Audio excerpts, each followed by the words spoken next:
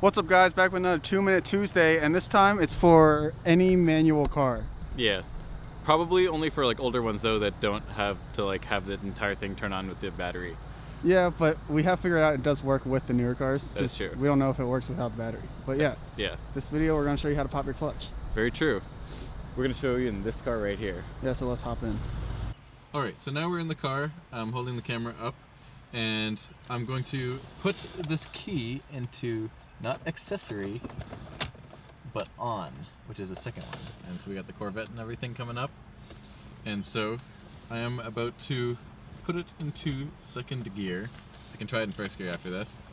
And then I'm going to start rolling down the hill.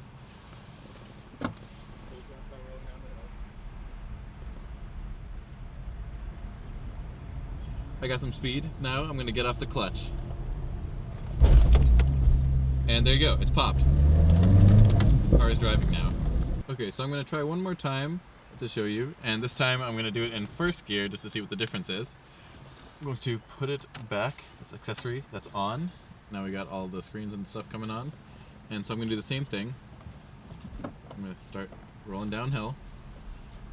This time I'm going to do it at like a slightly slower speed, like 5 miles an hour, and get off the clutch. And it worked. There you go.